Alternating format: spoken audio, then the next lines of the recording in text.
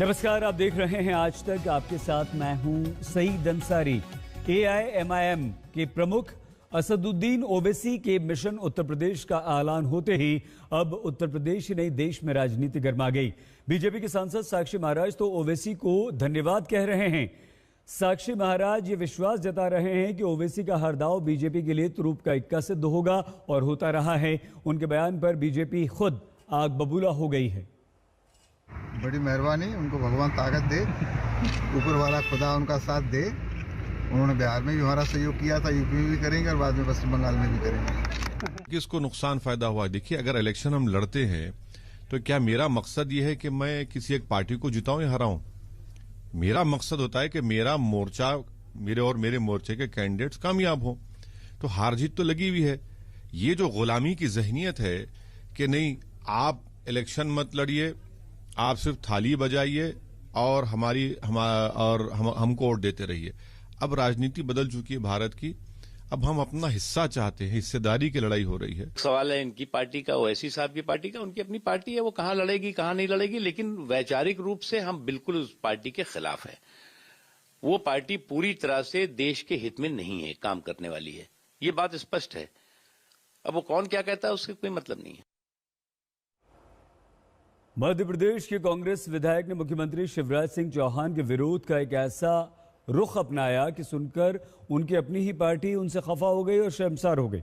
शिवराज सिंह चौहान ने लड़कियों की शादी की उम्र बढ़ाने की वकालत की, तो जवाब में विधायक सज्जन सिंह वर्मा ने एक ऐसा बयान दिया जो कांग्रेस को भारी पड़ रहा है। ये डॉक्टरों की रिपोर्ट है, ये बच्चियों के बारे की 15 साल में प्रजनन के उपयुक्त पाई जाती हैं, तो 18 साल परिपक्व हो गई बच्ची, ये माना जाता है वैज्ञानिकों से, उसे रहना चाहिए। 21 साल का लॉजिक आप बता दो, शिवराज की तरफ से आप भी बता दो, चलो क्या लॉजिक है 21 साल की, क्यों होना चाहिए शादी की उम्र? तो महिलाएं बच्चा पैदा करने की मशीन नहीं है।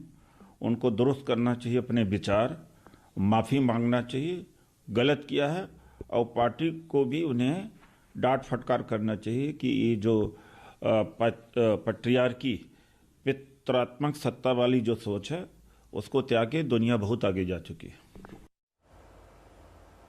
किसान आंदोलन पर राहुल गांधी ने एक बार फिर से मोदी सरकार पर जमकर प्रहार किया है। राहुल गांधी ने कहा है कि मोदी सरकार मुट्ठी भर व्यापारियों की मदद कर रही है बस।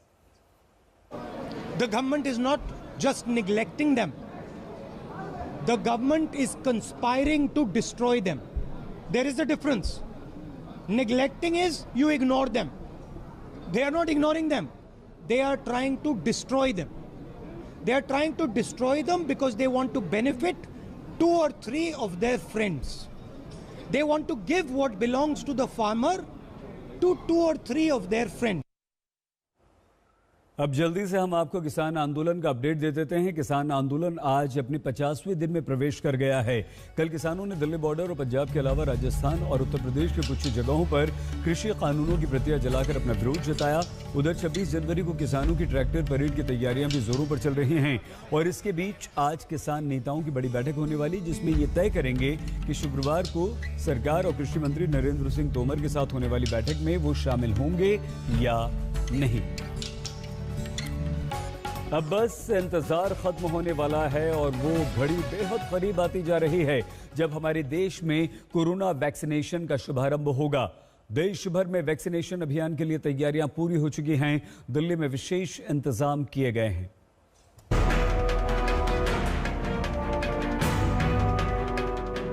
खत्म होने वाला है इंतजार। कोरोना के खिलाफ शुरू होने वाला है महायुद्ध। 2 दिन का इंतजार, देश बेकरार। करीब साल भर बाद अब निराशा के बादल छटने लगे हैं। कोरोना वैक्सीन के रूप में नई उम्मीद नजर आने लगी है। हिंदुस्तान के हौसले उड़ान भर रहे हैं। वो वक्त बेहद करीब है जब कोरोना वायरस को जड़ से मिटाने की मुहिम का आगाज होने जा रहा है। आज भारत एक नहीं बल्कि 2 made in India corona vaccine के साथ मानवता की सुरक्षा के लिए तैयार है। दुनिया की फार्मेसी होने के नाते दुनिया के हर जरूरतमंद तक जरूरी दवाएं पहुंचाने का काम भारत ने पहले भी किया है और आज भी कर रहा है। भारत का टीकाकरण अभियान देश का सबसे बड़ा अभियान बनने जा रहा है। ऐसे में पूरा देश कमर कस चुका है। सभी राज्यों में तैयारियां पूरी हो चुकी हैं। पहले फेज के लिए वैक्सीन के लाखों डोज की सप्लाई हो चुकी है। अब इंतजार है रोल आउट प्लान पर अमल का। दिल्ली भी पूरी तरह मुस्तैद है। वैक्सीन लगने का काम शुरू होने जा रहा है। इसके लिए दिल्ली सरकार ने अपनी सारी तैयारियां कर ली हैं। दिल्ली सरकार और दिल्ली के लोग वैक्सीनेशन के लिए पूरी तरह से तैयार हैं। आज सुबह ही मैंने अपनी टीम के साथ सारी तैयारियों का जायजा लिया। सभी तैयारियां पूरी कर ली गई हैं और सभी टीम्स लोगों को वैक्सीन लगाने के लिए तैयार हैं। दिल्ली को अब तक कोविड वैक्सीन की 2,74,000 डोज मिल चुकी है। कोवैक्सीन और कोविशील्ड की खेप 12 और 13 जनवरी को दिल्ली लाई गई। केंद्र सरकार से हमें अभी तक 2,74,000 वैक्सीन की डोज मिली हैं। जैसा कि आप जानते हैं कि एक व्यक्ति को 2 डोज लगेंगी और 10% एक्स्ट्रा देती है केंद्र सरकार टूट फूट और उन चीज़ों के लिए। तो ये जो 2,74,000 हमें वैक्सीन मिली हैं। अब 16 जनवरी को आयोजित महाअभियान का मौका है। उसके लिए केजरीवाल सरकार ने दिल्ली में 81 सेंटर बनाए हैं। एक सेंटर पर रोजाना 100 लोगों को टीका लगाया जाएगा। यानी एक दिन में राजधानी में 8,100 लोगों का वैक्सीनेशन होगा। शुरुआत में हम 81 सेंटर्स पे शुरू कर रहे हैं।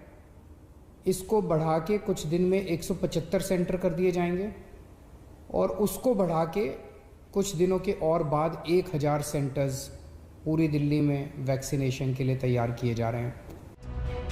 दिल्ली में कोरोना का ग्राफ तेजी से भागने लगा था, लेकिन केंद्र सरकार की पहल और केजरीवाल सरकार की कोशिशों के बाद इसमें तेजी से गिरावट आई है। राजधानी में संक्रमण का कुल आंकड़ा 6,30,000 तक पहुंच चुका है। हालांकि फिलहाल एक्टिव केस की संख्या 2,991 रह गई है। उम्मीद है कि वैक्सीनेशन की शुरुआत के बाद हालात पूरी तरह काबू में होंगे।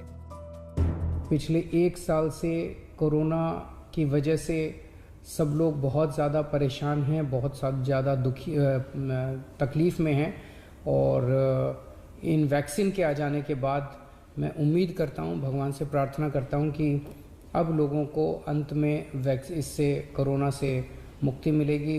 अपने दिल्ली को भी मुक्ति मिलेगी, देश को भी मुक्ति मिलेगी, दुनिया को भी मुक्ति मिलेगी। देश भर में वीडियो कॉन्फ्रेंसिंग के जरिए पीएम बात करेंगे, स्वास्थ्य कर्मियों से उनके विचार जानेंगे। दिल्ली के एलएनजेपी अस्पताल में इसकी पूरी तैयारी हो चुकी है।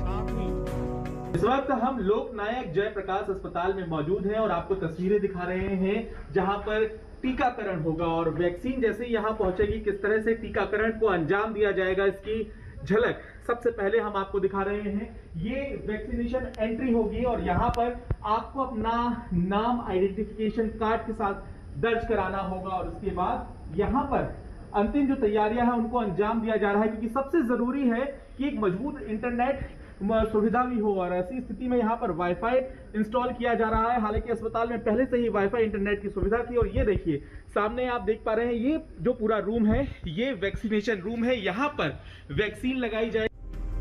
राजीव गांधी सुपर स्पेशलिटी अस्पताल में सभी वैक्सीन को रखा गया है।